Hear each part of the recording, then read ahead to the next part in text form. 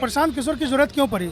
तो सबसे पहले सर आपका परिचय जानेंगे। मेरा नाम प्रद्युम्न ओझा हुआ। जी हम पेशे से अधिवक्ता हैं जी और जिला कटिहार जिला जन स्वराज के उपाध्यक्ष और मनिहारी विधानसभा के प्रभारी, चुनाव प्रभारी। जी, तो हम आज सीधा चुनाव प्रभारी से ही इस बात को जानेंगे कि वर्तमान सरकार तो ठीक ही ठाक चल रही है, जनता का भी मानना है, और डबल इंजन की सरकार है, उसका तो कहना है कि हाँ अच्छे दिन तो आ ही रहे हैं, फिर भी प्रशांत किशोर।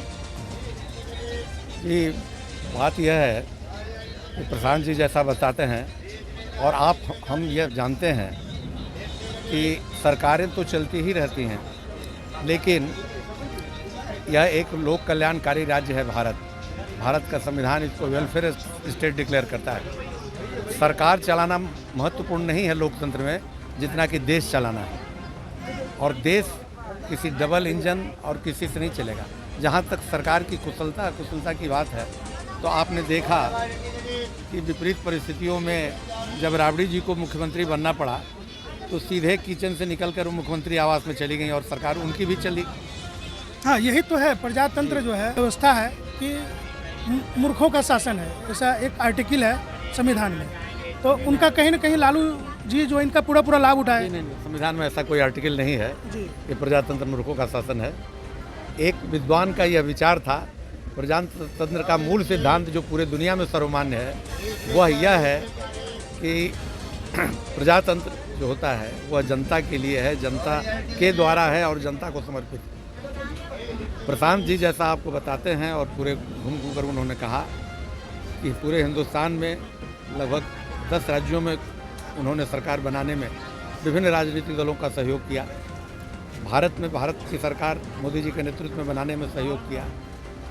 तो 10 वर्षों तक यह काम करने के बाद उन्होंने महसूस किया कि चुनाव आते रहते हैं, वोट पड़ेंगे ही, सरकार बनेगी ही, किसी की भी कुछ होगी, लेकिन इन सारी बातों से जनता की दशा में कोई विशेष परिवर्तन नहीं होता। जनता की अवस्था ज्यों की त्यों होती है।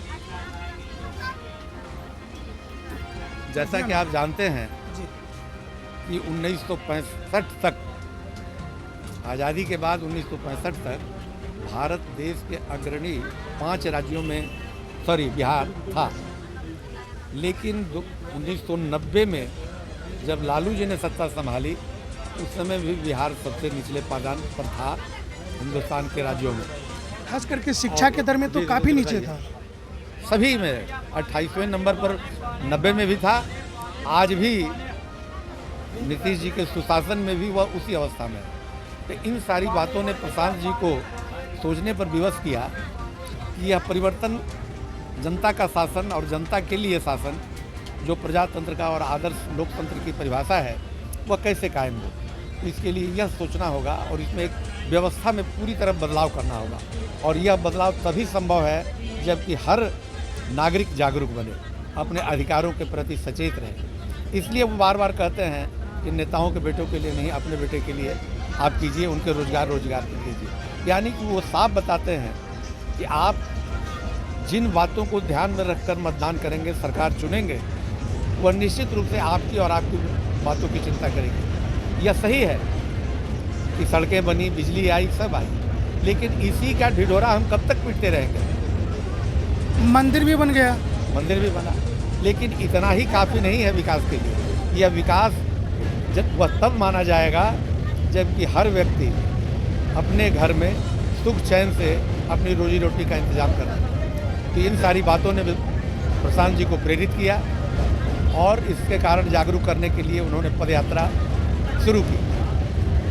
लगभग बिहार की पदयात्रा करने के बाद उन्हें यह महसूस हुआ कि जनता जो है वह 2 खेमों में बटी हुई है, एक एनडीए और दूसरा लालू जी के नेतृत्व में इंडिया गठबंधन। लेकिन जनता इन दोनों गठबंधनों से निराश है, विभिन्न कारणों से। कभी उसको वोट देती है, कभी उसको वोट देती है।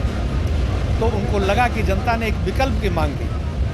प्रशांत जी के आह्वान पर बिहार की 1 करोड़ जनता ने एक राजनीतिक दल की स्थापना की जो जन स्वराज पार्टी के नाम से बना। तो जब एक राजनीतिक दल बन गया तो आज हमारे प्रणेता प्रशांत जी ने पटना पहुंचकर यह हुंकार भरने के लिए आमंत्रित किया कि अब बदलाव अनिवार्य है और अब बदलाव होकर ही रहेगा। जैसा कि वो कहते हैं कि जब तक बदलाव मुकम्मल नहीं होगा हम चैन से बैठने वाले नहीं हैं। इसलिए उन्होंने एक व्यवस्था के अंतर्गत, एक प्रक्रिया के अंतर्गत जनता की मांग पर एक राजनीतिक विकल्प दिया है और उस विकल्प के नेतृत्व में बिहार की जनता अपनी पूरी व्यवस्था परिवर्तन के लिए आज हुंकार भरने पटना के गांधी मैदान में पहुंच रही है। और मुझे उम्मीद है कि विपरीत परिस्थितियों में भी, जैसा कि आप जानते हैं मोकामा के राजेंद्र नगर पुल को मरम्मती के नाम पर बंद कर दिया गया, हाजीपुर जाम के नाम पर बंद कर दिया गया, तो प्रशासन ने कई तरह के व्यवधान हमारे सामने बिहार सरकार ने रखा है। बावजूद इसके हम आशान्वित हैं कि बिहार बदलेगा और बिहार सुधरेगा, बिहार विकसित होगा। धन्यवाद।